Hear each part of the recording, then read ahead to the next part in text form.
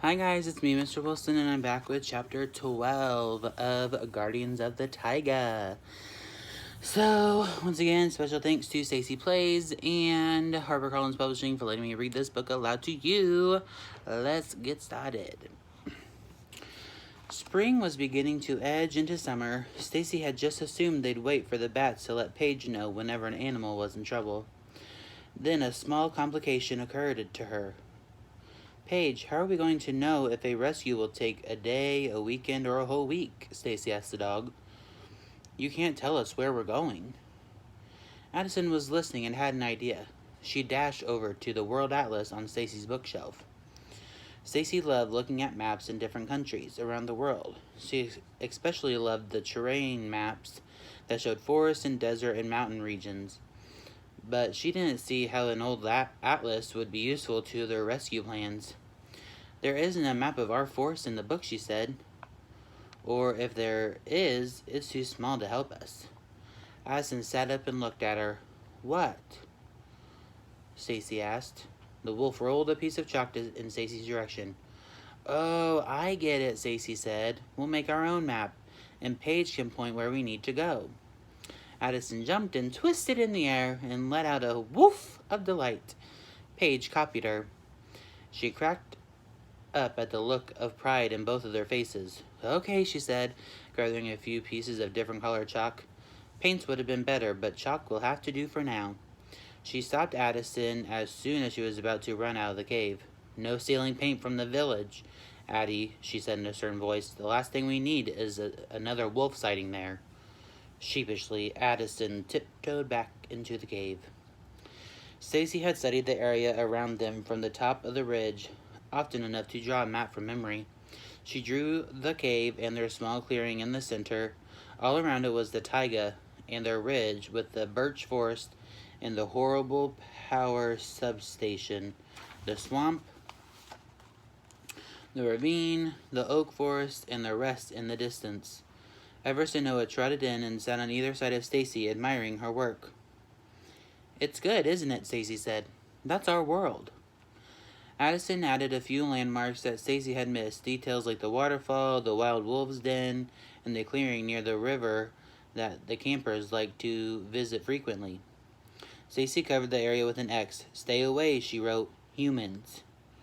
Addison likewise drew a similar X over the area of a dense forest on top of the tall mountains north of the swamp, the forest of perpetual darkness.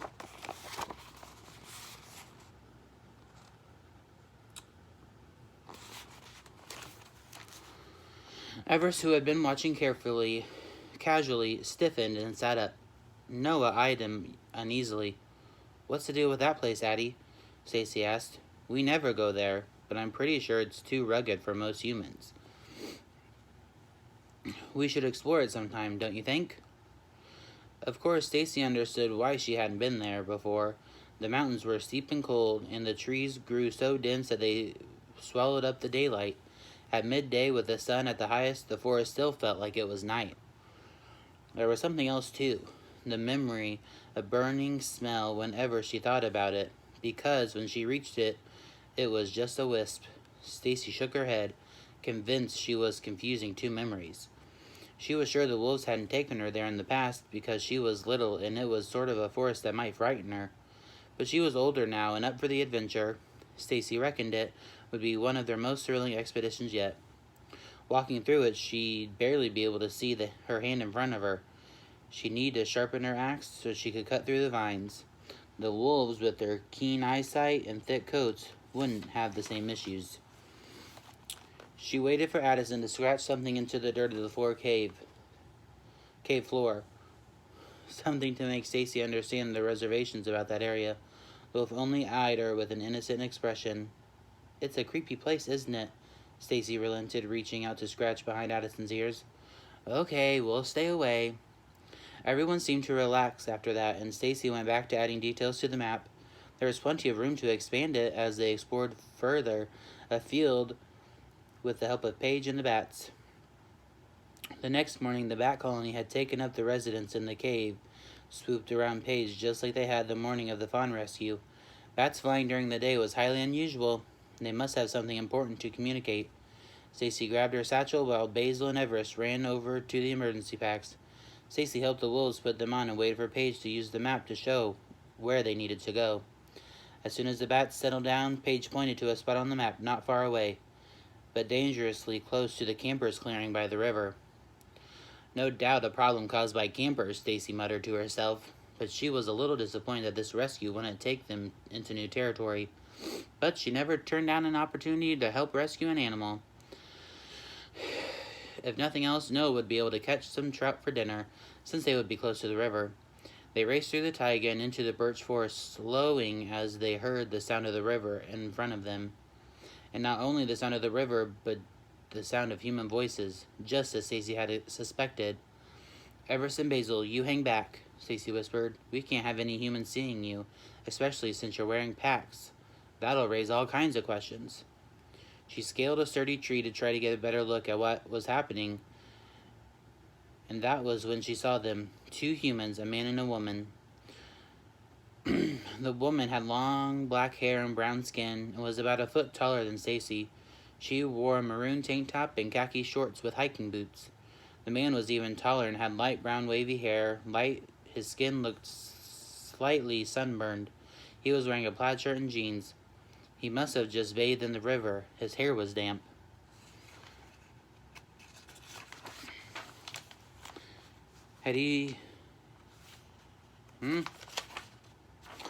He had shaving cream on his face and wasn't wearing any shoes. They were chasing a skunk around their campsite. Stacy shook her head in disgust. Serves you right if you get sprayed. Then she saw why they were chasing the frightened creature. Its head was stuck in some kind of plastic container. It would starve if something didn't free it. And then she saw a group of about 6 skunk kittens in a burrow just to the north of the clearing. A surfeit of skunks, she whispered to herself, remembering the term from one of her animal books. They were too young to survive on their own. The skunk and her babies could all die.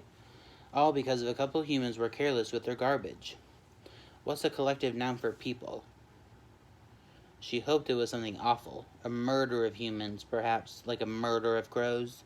Or maybe an unkindness, like an unkindness of ravens. That would certainly be fitting. She slid down the tree trunk and crouched in the middle of the wolf pack. There's a skunk in trouble, she whispered, but there are 2 humans in the way. We'll have to lie low and hope it can get away from them. Let's wait. The word wait wasn't even all the way out of Stacy's mouth before Paige took off, running straight for the campsite.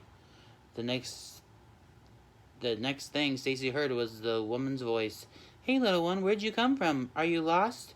Oh no, Stacy thought. Those humans have Paige. Oh no, that's the end of chapter 12. What are they going to do? Oh no. So we'll have to find out in chapter 13 why Paige ran over to the campsite when Stacy did not tell her to go. Okay, I hope you guys are enjoying this book as much as I am. If you have a book in mind that you'd like me to read, go ahead and leave it in the comments below, either if you're on YouTube or leave it on my Facebook page. And I'll try to gather those books to read aloud. Yeah, I miss you guys. I hope you guys have a fabulous day, and I will see you in the next video. Bye!